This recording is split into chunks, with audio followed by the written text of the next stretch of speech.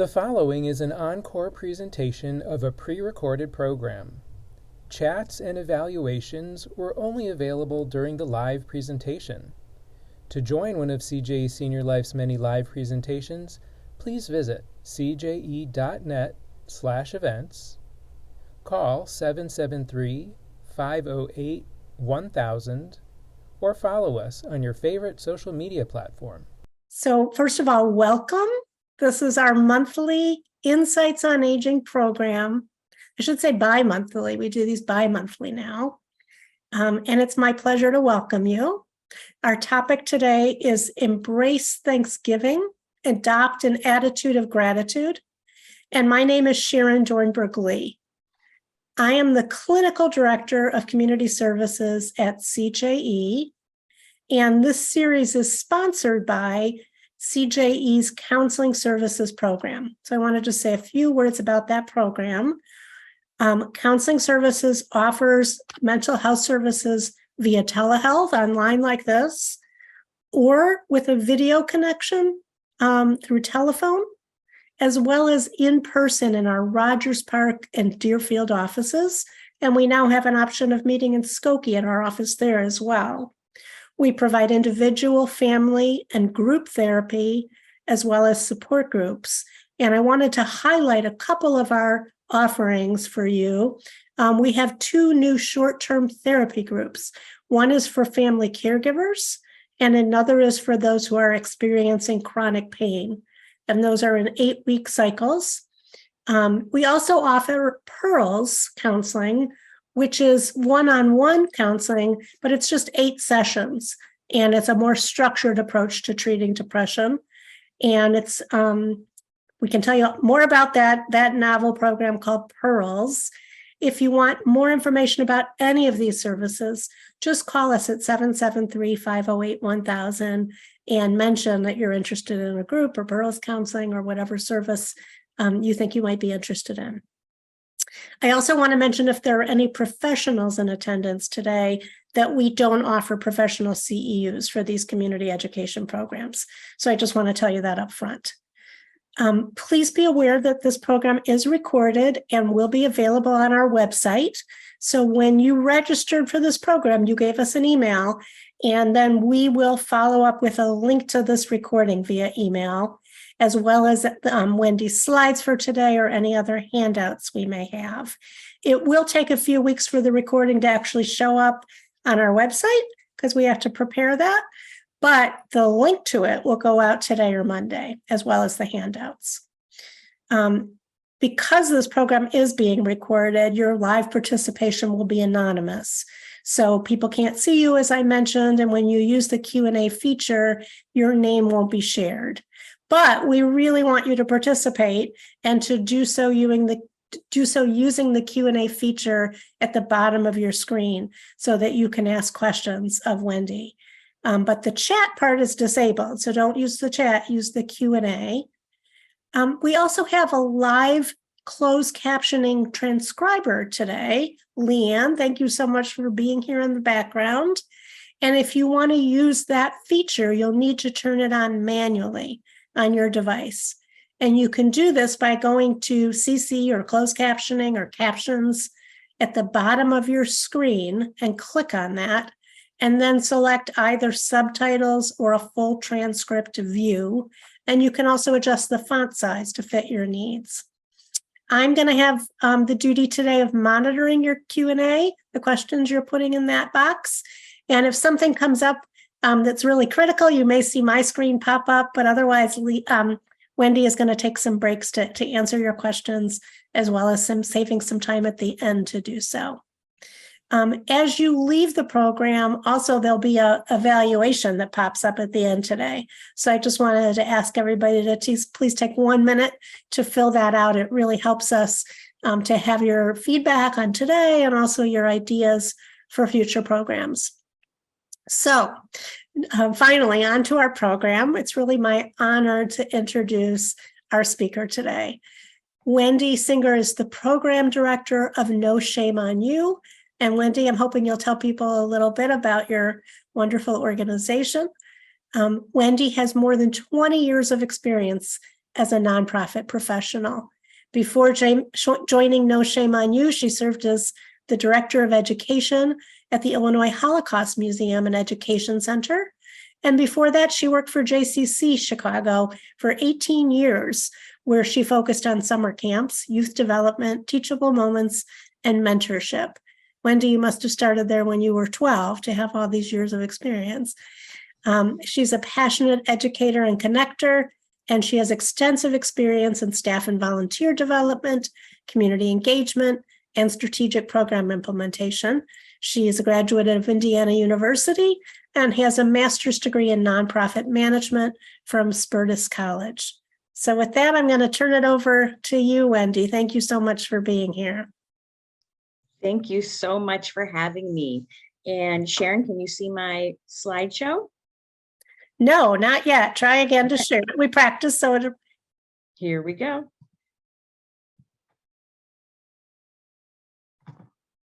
It's funny, we practiced it 5 minutes ago. This is how things go. The technical stuff that always gets you. There we go. All right. Perfect. Well, thank you, everybody. It is such an honor to be here. Again, I'm Wendy Singer, Director of Programming for No Shame on You. And No Shame on You was created in 2014 with the mission to eliminate stigma surrounding mental health challenges so that people who need the help will seek it and family and friends will know how to save lives. And we achieve our mission through all sorts of programming, including workshops like we're doing today.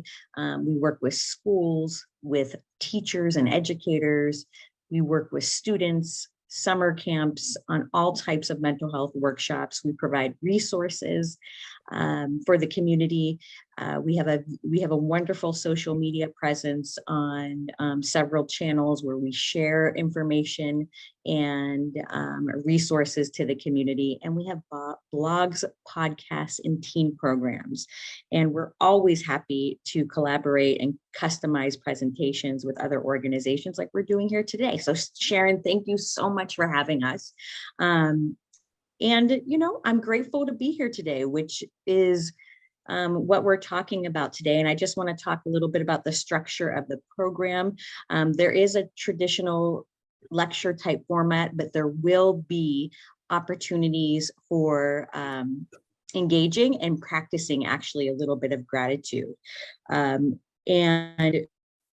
today we're going to talk about current stressors in life. We know there are a lot of them. We're going to talk about resilience and gratitude specifically as a tool for emotional resilience. We're going to do a questionnaire to see how we all land with our innate gratitude qualities.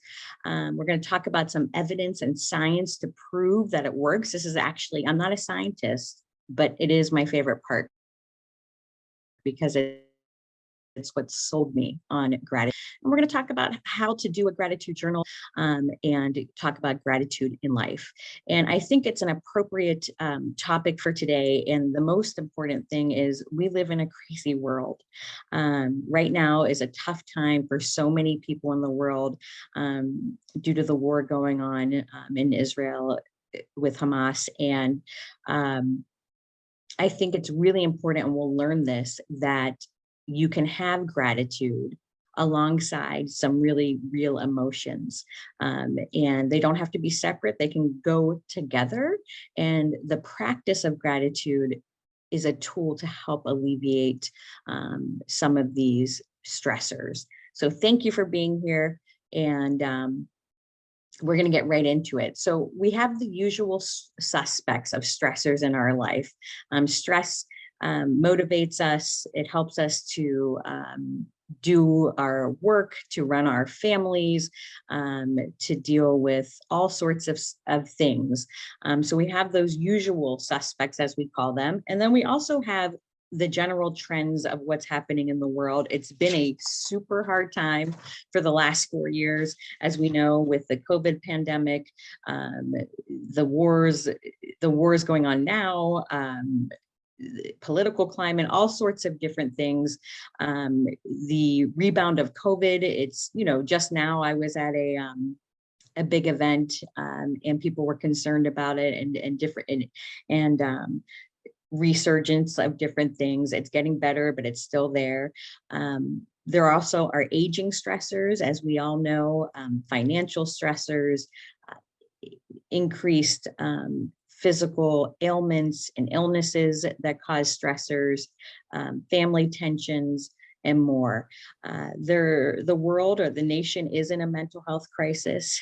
One statistic that really, really shocked me when I started working with No Shame on You and sticks in my mind is that 50% of Americans at any given time in their lifetime will experience a mental health disorder. So 50% of humans in this country will experience a mental health disorder at some point in their lifetime, which means, and this is why I have the hands there. When we're in person, I say, raise your hand if you yourself or someone you know and love has experienced a mental health challenge. And whether it's your neighbor, your family, your coworkers, your grandchildren, whoever it may be. And the entire room, when I do this with people, I've done it with 250 camp counselors, raises their hand. So these are all things that that are happening. But we all have something. We all, humans, are resilient. And the definition of that, you can see, it's the ability to adapt and bounce back when things don't go as planned. Resilient people view difficult situations and challenges as an opportunity for growth. And everybody has stressors in their life, but it's a buffer. I like to think of someone doing a high jump over in the Olympics. They're doing a high jump and they land on that puffy mat. And that's resilience, the ability not to flop hard on the ground, but creating that buffer that will help us land a little smoother. It's also a typical thing. It doesn't have to just be traumatic. Resilience, all humans have it. I like to think about it as, you're going to the theater and you decide to have lunch after the theater show because it's a noon matinee and you're starving. And the waitress comes over with their big tray of food. You're so excited, you're hungry, and they get bumped and the tray falls on the floor. And what do? You might get frustrated, you might get irritated, or you are resilient and you decide to eat a bread roll that is on the table or drink some water to fill you up until the food gets appears. And that happens with maturity and growth. And we all know that when the same thing might happen to a young kid. I know my kids, if that were to happen, especially the one who gets hungry and angry, would cry. And we, as adults, we don't. So it's also a very normal action for us as adults. Also, people's reaction to adversity, often there's a mindset where from every challenge, what can we learn? We have struggles, we have the skill of resilience, and we grow from it. And I think that is a mental model that is important, that we, that what tips the scale for us, how do we become resilient, is something like gratitude. So everybody struggles, everybody can be resilient, and what tips the scale is the perception. And one of the tools to shifting that perception is what we call gratitude. So how do we become resilient? Sometimes there's genetics, there's your general disposition. Some people are more prone to having a grateful outlook than others. There's also individual history, how you can be, your relationships when you are growing up with your caregivers or parents, those things help support your ability to be grateful. However, there also can be strategies that can be learned. And one of those is gratitude. So what is gratitude?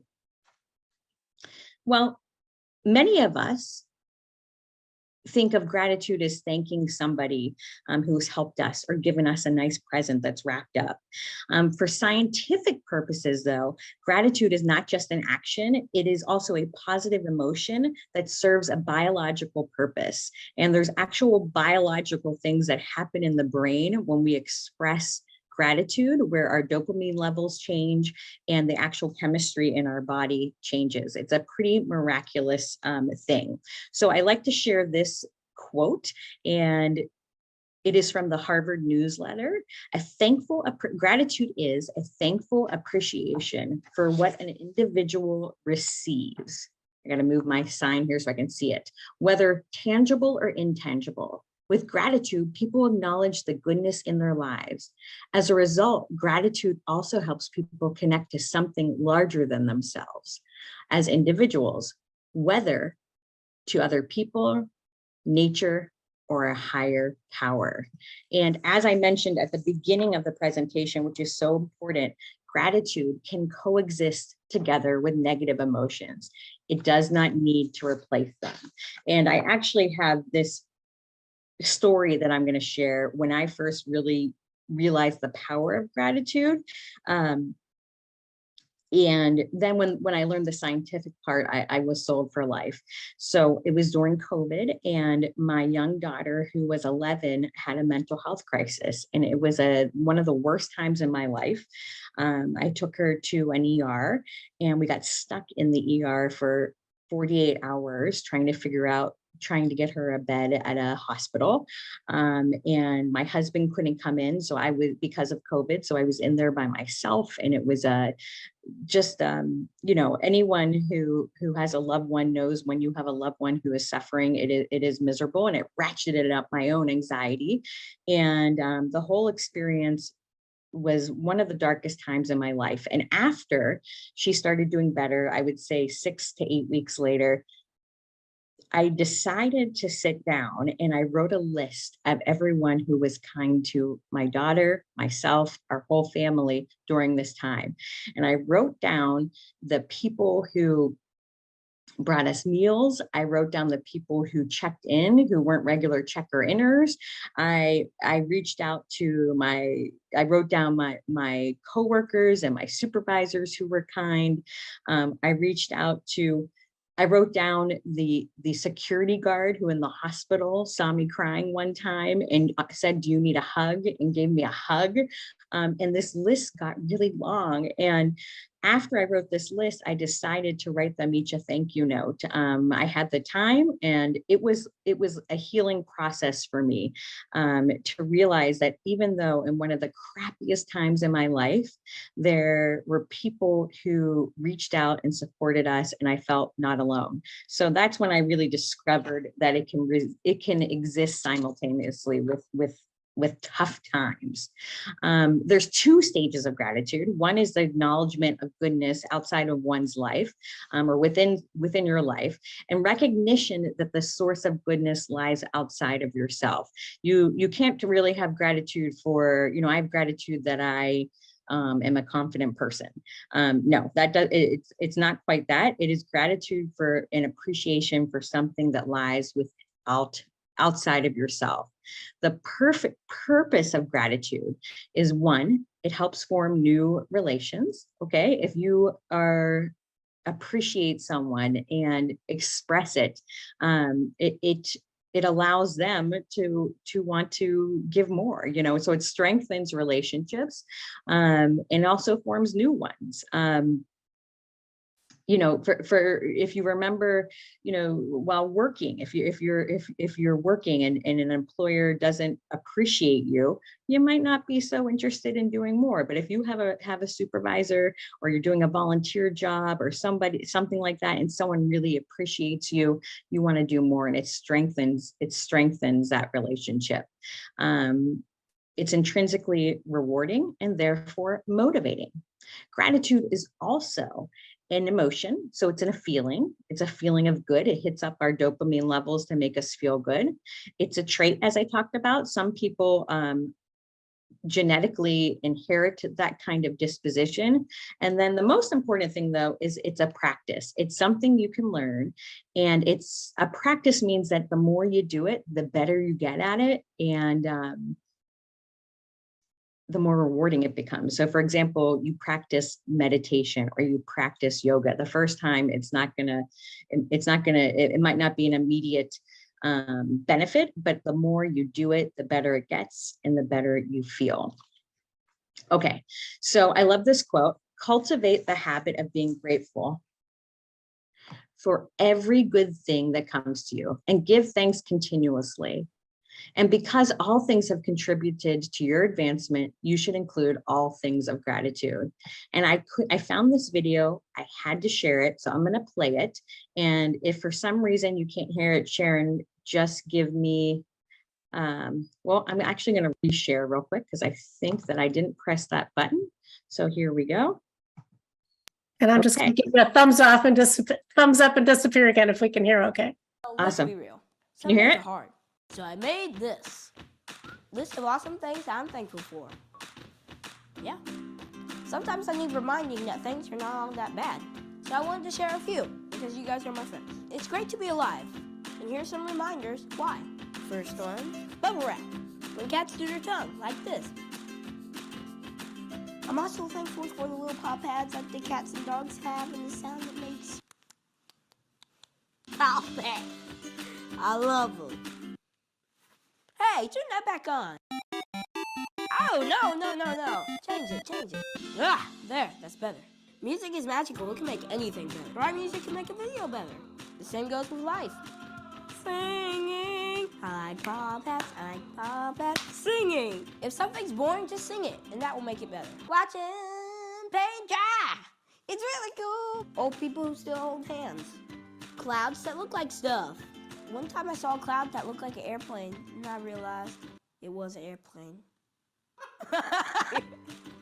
Imagination.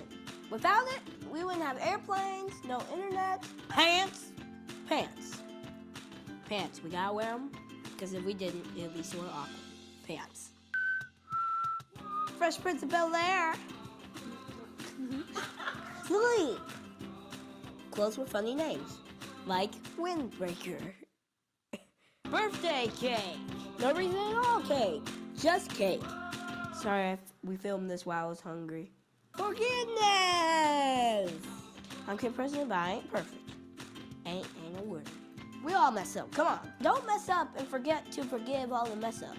Thankful plants undergo photosynthesis, using the energy from the sun to convert carbon dioxide to oxygen, providing us with the air we need to do things like this. I'm bored. Morgan Freeman's voice. Hello, I'm Morgan Freeman. I'm working on it. My voice is changing, but it hasn't changed that much. Food. Taco. Burger. I know, I already said food, but this is my list and my rules. Happiness. Sadness. Sad isn't bad. It helps you know what you care about. People. Sometimes people can be really people-y, but we need each other. Life's better with people in it. Family, friends, you. Just being alive. Sometimes we forget how it's just great to be alive. We're breathing. Some days are tough, but we got a lot to be thankful for. We just have to look for it sometimes. They say if you have food in your fridge, clothes on your back, and a place to sleep, you're richer than 75% of the world. I did not know that. So what would you add to the list? Let me know. Share this video with someone you're really thankful for. Oh, and of course, also this. Dancing!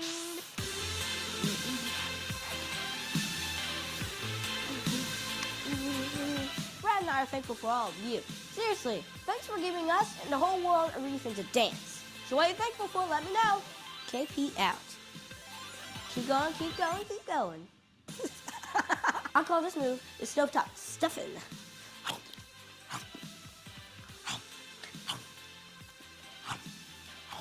I'll call this one the stuffed face nay. I forgot one. There's something that I'm really thankful for. Uncle Jesse from Full House. This is macaroni art of him. It's beautiful. Have mercy. I'm filming a video to encourage people to be thankful. KP out. I just popped on to say that kid's going to have a bright future, I'm pretty sure. Oh my gosh, that is my favorite. It's amazing. Did Oop, you have let me forks turn or that off. knives in the old days? Forks and knives. Oh, sure. Okay, let me get back to my slideshow here. So the thing about gratitude is sometimes it's hard. Sometimes it's hard to find it, but once you do it, it brings the positive things into your life, into your worldview. And I have two examples of when that will help solidify this. When this is a negative one. I remember when I was in my early 30s, I wanted to start a family, and I went to the doctor one day and they said that there was a chance that I would have some kind of genetic mutation that wouldn't allow me to have kids. Good news is it all worked out. But I remember leaving the doctor's office that day, and I got in the car and I was so doom and gloom, and all of a sudden I heard on the way home in a 20-minute drive 3 different infertility commercials. And I'm like, what the heck? Is the universe trying to tell me something? Why today?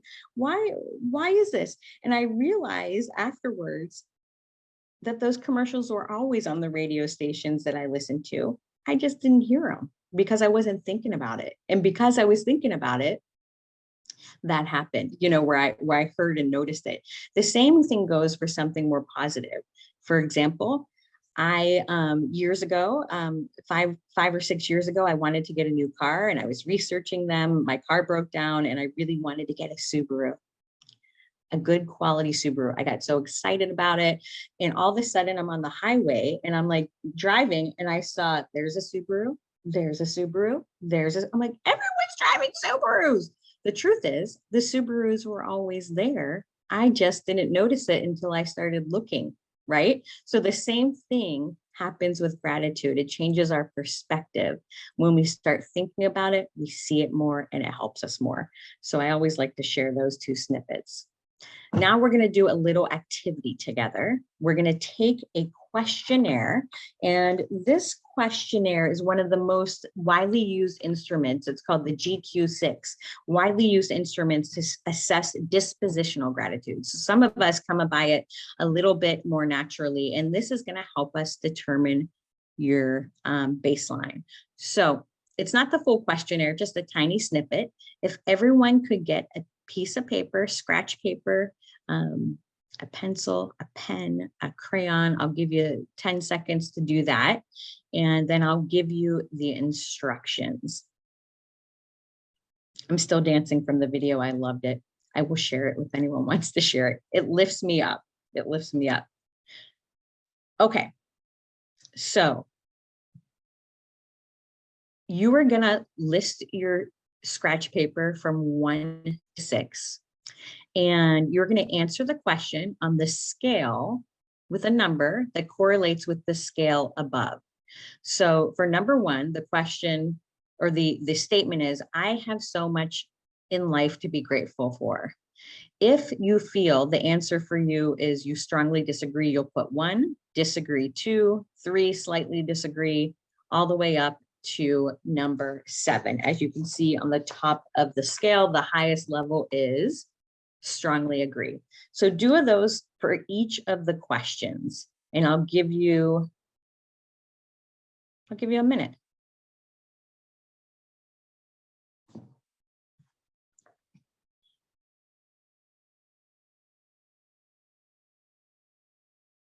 Put my timer on.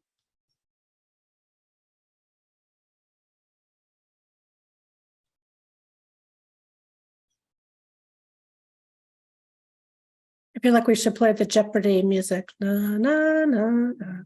No. I would sing, but I'll spare that, Sharon, for all of our visitors today. Same. We'll give it 20 more seconds.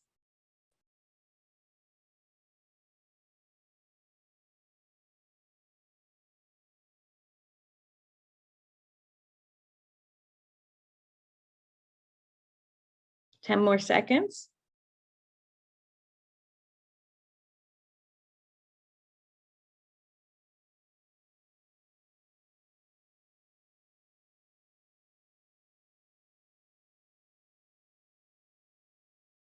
Okay.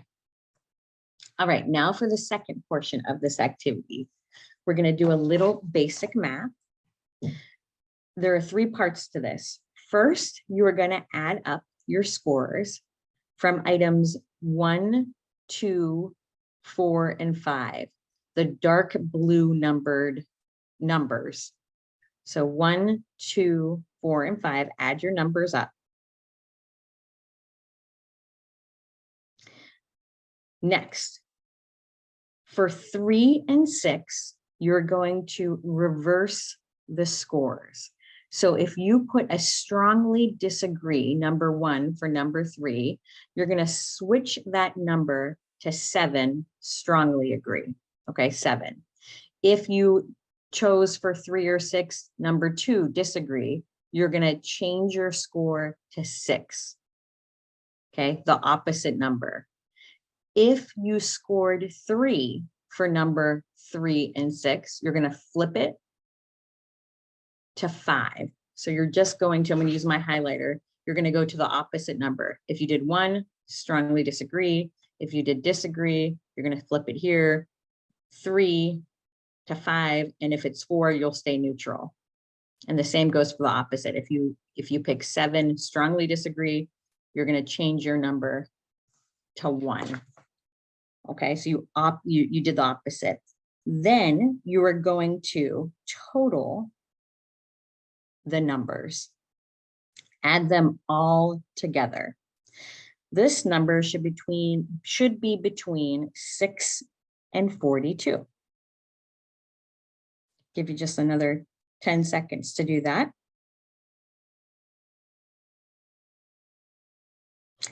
And this is your score. And here are some benchmarks to help you make sense of these scores. For someone who scored 41 out of 42, your GQ6 scored higher than 75% of the people who took the survey. If you scored 42 or higher, then you scored among the top 13% who took the survey. For someone who scored 38 out of 42, then you scored higher than 50% of the people who took it.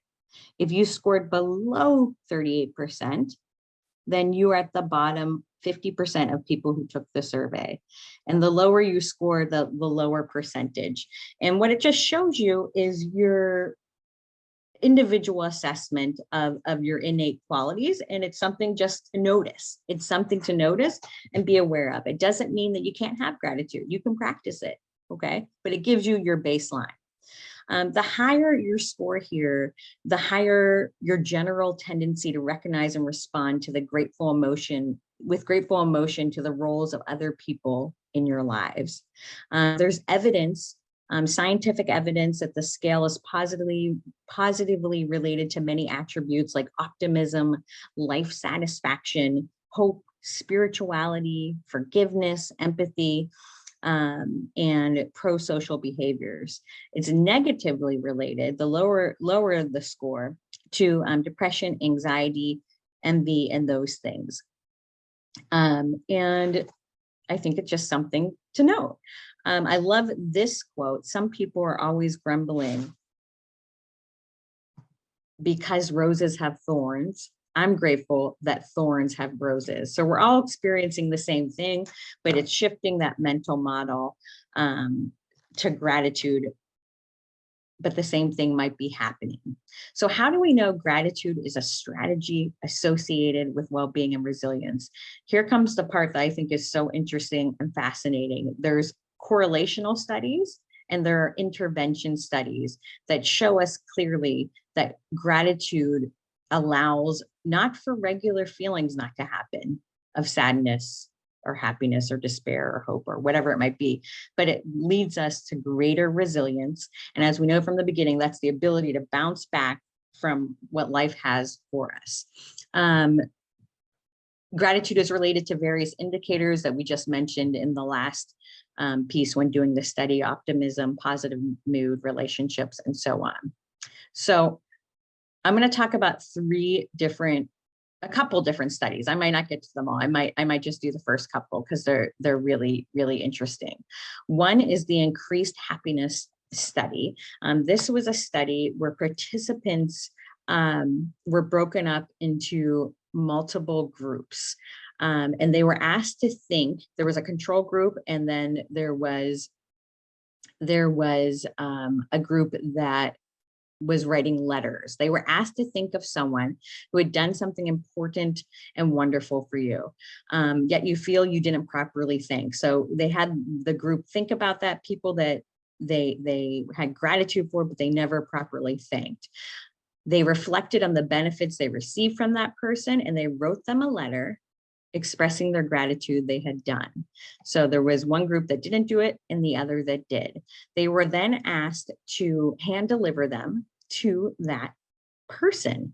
And the results showed, the data showed that there was an increased level of happiness from those who wrote that letter versus the other group. It tightened some relationships that might have needed some love there, and it certainly made their moods better. This one is the one that was sort of the deal breaker for me. This is called the Healthier Heart Study, and this was an incredible study done with patients who had stage B heart failure. And they were asked to write a gratitude journal. And we'll talk a little bit more in a few minutes about what a gratitude journal looks like and some tips and practices for doing it. So they were asked to write down, the one group was asked to write down 3 things that went well for them every day and the causes for it, and their causes every night for 8 weeks. And the other group was not asked to do it. And here is the part that blew me away. Not only did they have higher gratitude scores when they took a post-test afterwards, they also had better mood, which I think is great, but I expected it when I read this study. They had higher quality of sleep, and I was really pleased to hear it. And then here's the kicker that blew me away. They had reductions in circulating levels of several important inflammatory biomarkers, which indicated reduced cardiac risk. Having this gratitude study prevented them from getting to the stage C heart failure, where death is, multiple times higher. So indeed, a grateful heart is a healthier heart. And I found that to be just mind-blowing, and wanted to share it with you today. This is just the third one. I'll mention it quickly.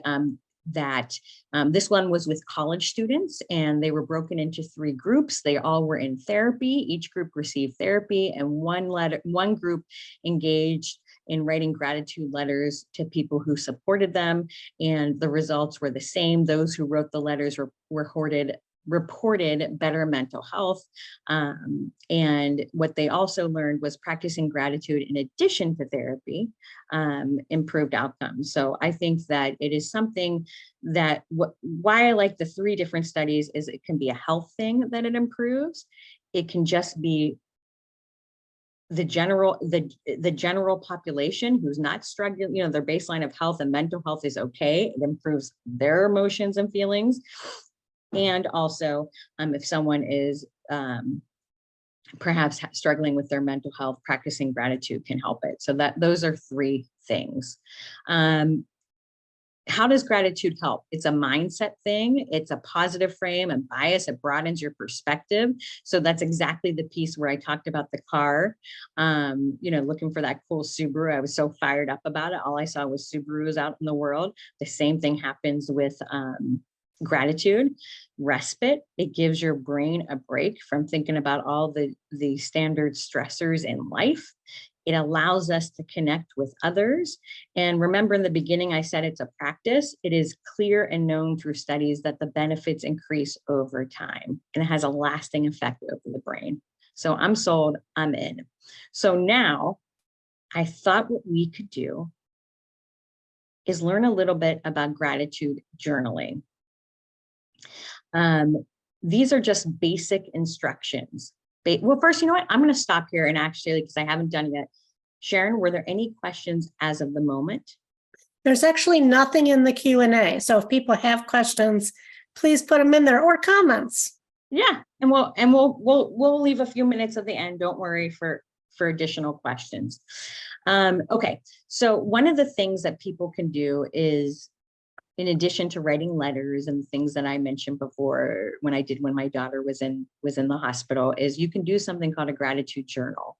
And studies and research shows that it's important to be specific when naming what you're grateful for. So when you say, I'm grateful for Sharon, who gave me this opportunity to present to CJE constituents, the important thing is to be specific and how it made you feel. So I'm grateful for that because it gave me the opportunity to share research and tools for practicing gratitude, which made me feel good. It made me feel like I'm doing something good when the world is struggling right now. So it's important to be specific when you're naming what you're grateful for, to provide a causal explanation, to identify your emotions, how it made you feel, get deep into the reason why, get personal, savor the unexpected, and do it regularly. Studies show that if you do it on a regular basis, it improves. The benefits improve. You can do it on your notes app on your phone, or you can do it on in a little journal, a paper journal. So any way that works for you. These are some examples of journal prompts, and these will go home to you guys in the slides if you ever need a journal prompt. And I thought these are some of the things that you could do. And I thought what we would do is we would just take I would say 2 minutes to write something that you're grateful for. And let's just practice it right now. Pick a prompt that you like here on this piece of paper and write down the answer to the question, the prompt, and be specific and write how it makes you feel. So I'll give you 2 minutes to do this. And if you're comfortable, if you want, you can put it into the Q&A and Sharon will read it anonymously to just get an idea of what people had to say. And the hosts actually can't write in the Q&A, so I'm going to say mine. That I was driving to work yesterday. I live in Lincoln Square, and I was driving west from Damon to Western on Berwyn. Yes, I was taking a side street to avoid traffic, and it's like a beautiful color canopy of trees that just took my breath away. Honestly, I was going to say too, for people who are socially isolated, sometimes it can be harder to mention relational things if you're spending a lot of time alone. But we can all observe and notice these other things, or even, the cashier at the store who was kind or friendly. So, absolutely. Give you another minute, and if someone wants to share and write it into the chat, please go ahead.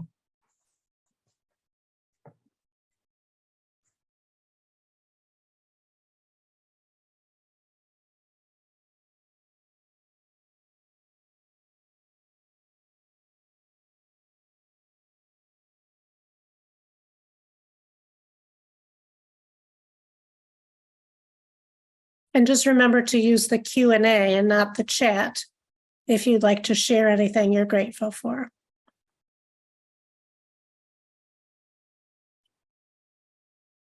Let's get some going in there. It might take time to chat, so I'll share one more that is an example. It's not always related to a gift, but I got a gift from my husband recently. It's called an air tag, and I put it on my keychain. And when I lose my keys, I can get on my phone and make it beep so I find my keys. I am so grateful for many reasons for this gift.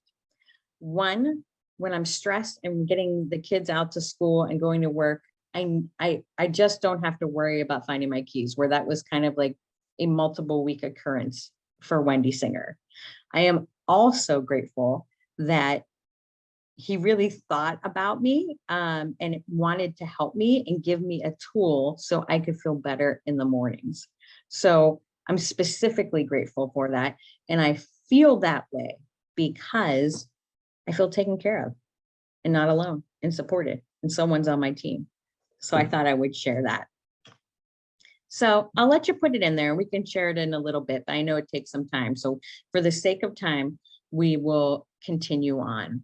I wanted to touch on just that gratitude is a universal value, and specifically in the Jewish community, No Shame on You serves everybody, but we are rooted in the Jewish community. I wanted to share how it is really a priority and something we do in the Jewish community. There are 3 prayers that I thought of.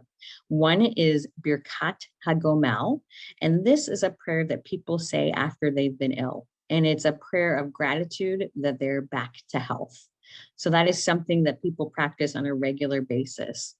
The second prayer is something called the Shehechianu, and it is a prayer that people say when they do something new. It might be the first night of Hanukkah or the first time that they go on some kind of special trip or go somewhere. And it's really the idea of being grateful, of being alive and experiencing something new. So that is something in the Jewish faith, and many faiths have these observance. It's, there are universal values of it. And finally, there's the Moda Ani, which is a prayer that people traditionally do every single morning when they first wake up. And it's thanking God for allowing me to wake up, returning my soul within me, and for being alive. So I just wanted to share those pieces, which I think are really important and meaningful. And finally, in conclusion, just to recap the key points that I think are critical are: practicing gratitude doesn't mean that we're always going to be happy. Okay. Practicing gratitude means holding space for both. It asks us to accept that we are sad or having a hard time. And the focus of gratitude is on the reduction of it. It's not immediate for stress relief. It's a practice. So the more you do it, the more you'll benefit.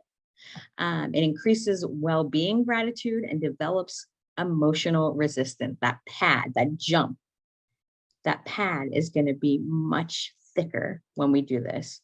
And developing a culture of gratitude in life and at work is an incredible tool that I signed on to. And I hope you learned a little bit of something today. I'm going to hold off on this. I have a gratitude meditation that we can share together if there aren't that many questions, but I want to just open it up to any questions at all. And if they're not, we're gonna do a gratitude meditation together. And thank you. And I think people were feeling shy about perhaps sharing them in the chat. And actually, I realized I thought these comments were anonymous, and they're not. But thank you so much to the person who shared. I'm grateful for the beautiful sunshine today. It just shows that gratitude can be anything, right? It's a question of noticing the Subaru, so to speak. Absolutely. And just like that kid, he noticed so many things I never thought about, and that's why I love that video. My friend's son wrote a book called Observations, and he just writes like a sentence a day. And not a sentence a day, but they're little short entries that he put into a book. And he doesn't talk about it as gratitude, but as I read it, I was like, all of these ways of noticing were really many of them were about gratitude.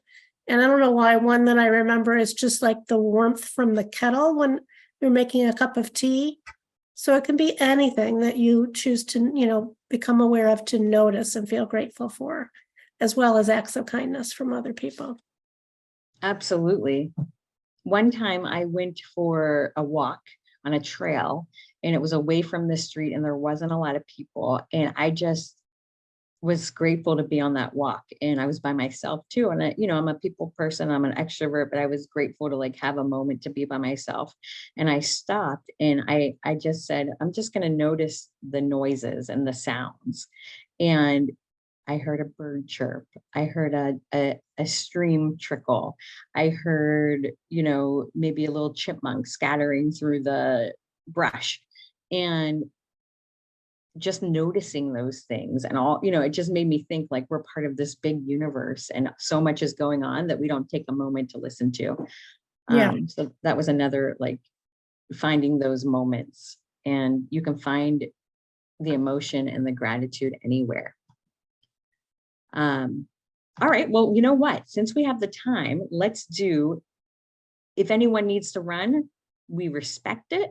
But if you have time, I have just a lovely mindfulness meditation that we can do together to close this out.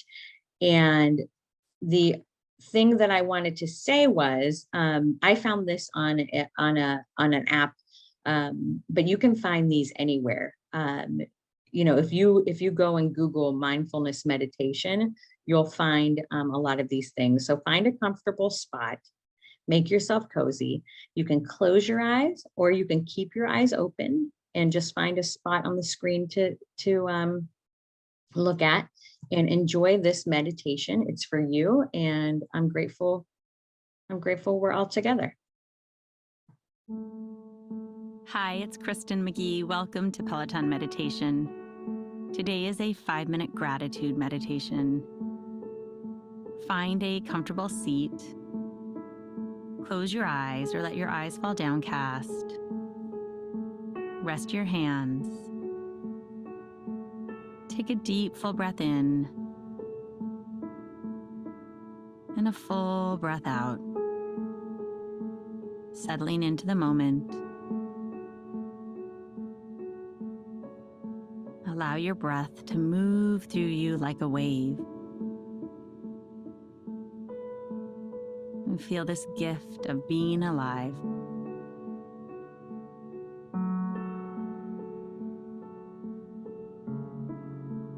Sense your heart center expanding, your shoulders relaxing, and your face softening.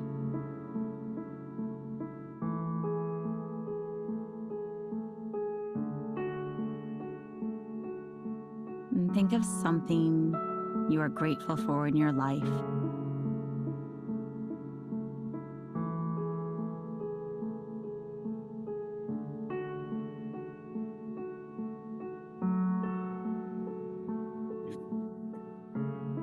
Think of someone you are grateful for in your life.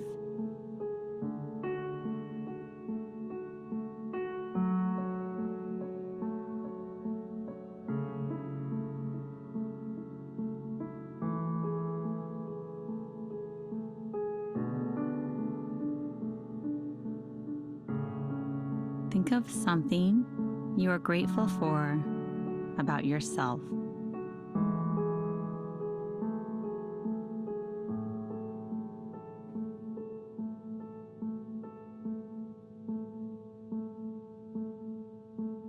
And a very simple mantra today.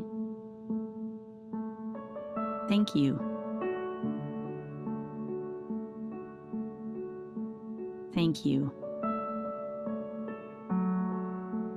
Thank you.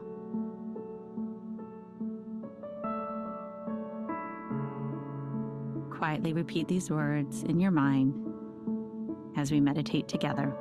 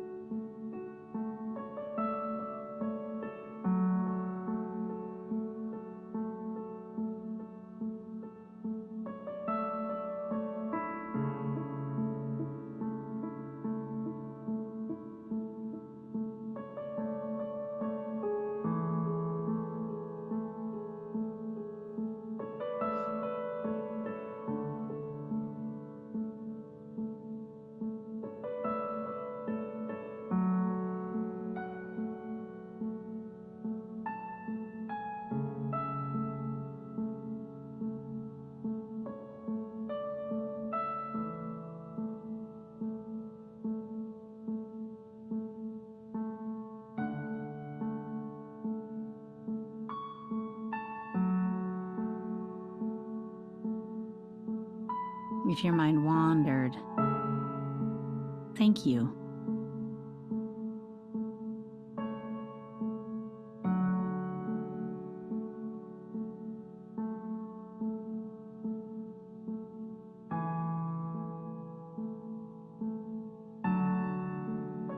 Sometimes the simplest things can have the greatest effect.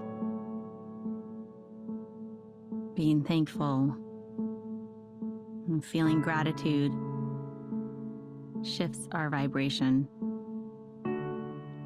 Just repeating 2 simple words, thank you, can bring a feeling of joy and peace and calm in our minds and bodies, and remind us of what we have and who we are.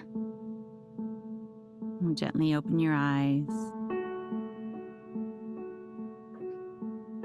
And thank you for being here. I'm Kristen McGee. This is Peloton Meditation. Can't wait for you to come back soon.